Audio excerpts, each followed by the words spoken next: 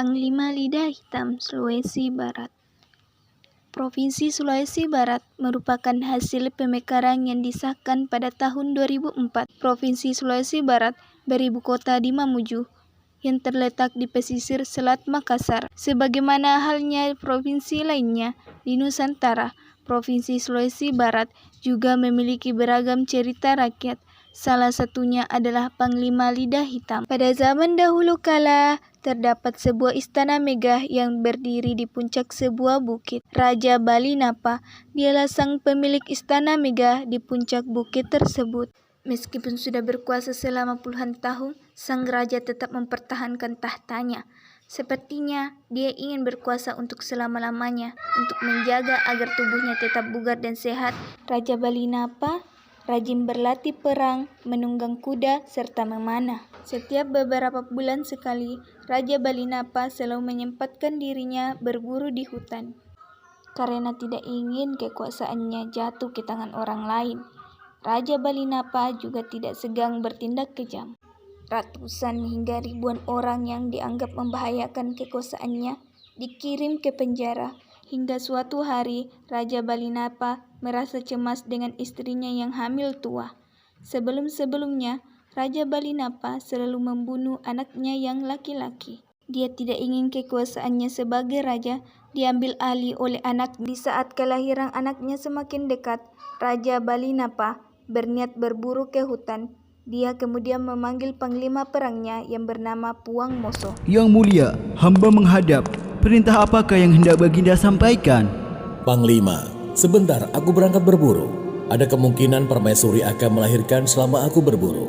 Jika permaisuri melahirkan bayi laki-laki, aku perintahkan kau segera membunuh bayi itu. Permaisuri tidak akan tega membunuh bayi itu. Panglima Puang Moso hanya bisa berdiam dan berpikir dengan keras, bagaimana jika permaisuri benar-benar melahirkan bayi laki-laki. Panglima perang Raja Balinapa itu hanya bisa berharap semoga permaisuri melahirkan bayi perempuan. Akhirnya, sang permaisuri pun melahirkan bayinya. Panglima Puang Moso yang berada di luar kamar permaisuri mendengar suara bayi menangis dengan harap-harap cemas. Permaisuri melahirkan seorang anak laki-laki, tapi anehnya... Aneh kenapa? Katakan. Bayi laki-laki itu memiliki lidah yang berwarna hitam dan berbulu. Ambil bayi itu dan berikan padaku, cepat. Puang Moso melihat bayi tersebut memang memiliki lidah yang hitam serta berbulu, seperti yang dikatakan oleh dayang istana. Aku titipkan bayi ini kepadamu. Kamu tidak perlu tahu asal-usul bayi ini dan itu lebih baik demi keselamatanmu. Sebulan sekali aku akan datang ke sini melihat bayi ini.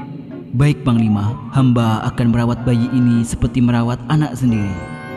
Sementara itu, Raja Balinapa telah kembali dari berburu. Panglima Puang Moso segera menemuinya. Panglima, apakah permaisuri sudah melahirkan? Baginda, permaisuri sudah melahirkan seorang bayi laki-laki dan sesuai dengan perintah Baginda, hamba sudah membunuhnya. Di mana kamu memakamkan bayi itu? Mari Baginda, saya hantarkan melihat makam bayi itu. Baginda, inilah makam bayi yang baru saja dilahirkan oleh permaisuri. Bagus. Kamu sudah melaksanakan perintahku. Padahal diam-diam Panglima Puang Moso yang tidak tega membunuh bayi telah menyembelih seekor kambing dan menguburnya di pemakaman istana. Raja Balinapa benar-benar tidak mengetahui apa yang telah dilakukan oleh Panglima Puang Moso. Hari ini telah berganti minggu dan berganti bulan. Sebagaimana pesannya kepada petani di tengah hutan itu, sebulan sekali Panglima Puang Moso datang melihat bayi itu. Hingga suatu hari ketika datang ke hutan itu, Panglima Puang Moso melihat hal yang tidak diduga. Bayi yang telah tumbuh besar menjadi remaja itu tiba-tiba disambar seekor elang raksasa.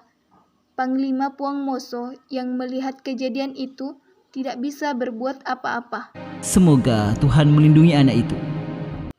Elang raksasa itu terbang jauh membawa anak Raja Balinapa melintasi hutan, sungai, gunung dan akhirnya seorang petani yang sedang sibuk menggarap ladangnya dikejutkan oleh seorang anak yang tiba-tiba jatuh dari langit. Ketika melihat ke atas, petani tersebut melihat seekor elang raksasa terbang menjauh Petani terkejut itu kemudian membawa anak tersebut menghadap Raja Goa. Baginda, anak ini saya temukan di ladang.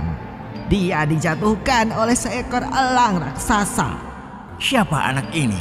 Saya sudah menanyainya berkali-kali, tapi dia tidak mau menjawab. Anak ini dikirim oleh elang raksasa. Dia jelas bukan anak sembarangan. Biarkan anak ini tinggal di istana. Aku akan mendidiknya menjadi seorang prajurit tangguh. Begitulah akhirnya anak yang diselamatkan oleh Panglima Puang Moso itu terdampar di istana kerajaan Goa. Raja Goa yang melihat keistimewaan anak tersebut merawatnya dan melatihnya dengan berbagai keahlian sebagai seorang prajurit. Tidak terasa waktu terus berlalu. Anak Raja Balinapa itu telah menjadi seorang laki-laki dewasa yang memiliki banyak keahlian sebagai seorang prajurit.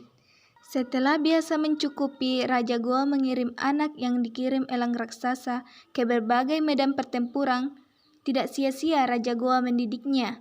Anak tersebut tampil sebagai prajurit pemberani dan cerdas. Keberanian dan kecerdasan anak Raja Balinapa itu membuat Raja Goa mengangkatnya menjadi panglima perang. Raja Goa kemudian memberikan gelar Panglima Ima Nyambungi. Sejak diangkat menjadi panglima perang, anak Raja Balinapa yang sekarang sudah memiliki julukan Ima Nyambungi, selalu menutup bagian wajahnya. Hal ini dilakukan agar pasukannya tidak mengetahui lidahnya yang hitam dan berbulu. Sepak terjang Ima Nyambungi yang berani dan cerdas membuatnya memenangi berbagai pertempuran. Bukan hanya di kerajaan Goa, nama besar Ima Nyambungi terdengar hingga jauh ke kerajaan-kerajaan lainnya. Sementara itu, nun jauh di sebelah barat, kerajaan Goa, sebuah pertempuran sengit dua kerajaan sedang berlangsung. Raja Lego bersama pasukannya menyerbu kerajaan Balinapa. Raja Lego pun tidak kalah kejam. Banyak rakyat Balinapa yang menjadi korban. Panglima Puang Moso pun segera mengungsikan rakyat Balinapa agar tidak jatuh korban lebih banyak lagi. Mohon maaf tuanku, hamba mendengar di kerajaan Goa ada panglima perang yang sangat terkenal bernama Ima Nyambungi. Tidak ada salahnya kita meminta bantuan ke Goa. Jumlah prajurit kita yang tersisa sepertinya sudah mampu melindungi para pengungsi. Kamu benar, tidak pilihan lain. Sekarang juga aku akan berangkat ke Goa menemui Panglima I Menyambungi. Sebisa mungkin kamu dan prajurit yang tersisa menjaga para pengungsi hingga aku kembali. Setelah menempuh perjalanan jauh dengan menggunakan kapal layar, Panglima Puang Moso pun sampai ke istana kerajaan Goa.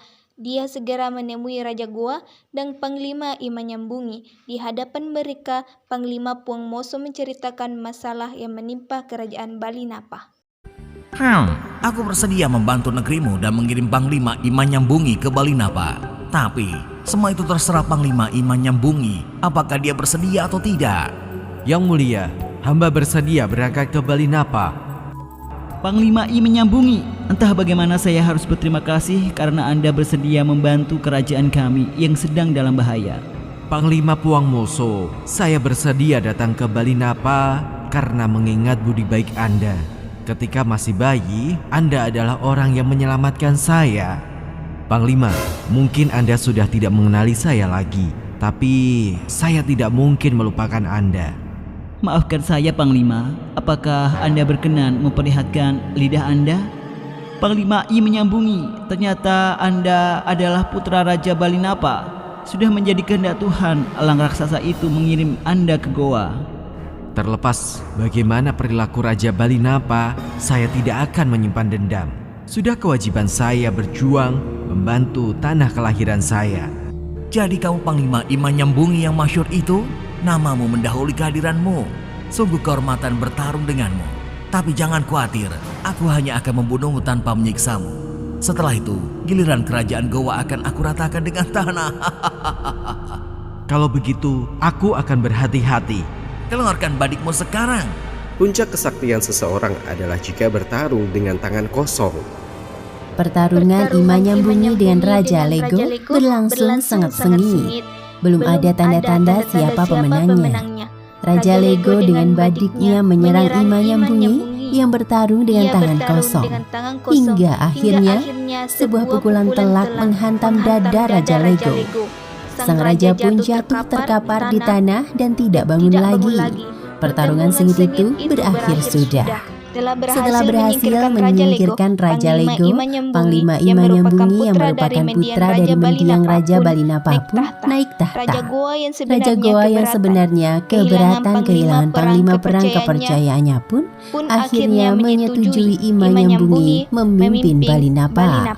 Di masa pemerintahan Ima Nyambungi, kerajaan Balinapa hidup makmur dan rakyatnya terbebas dari rasa takut akibat kesewenang-wenangan penguasa.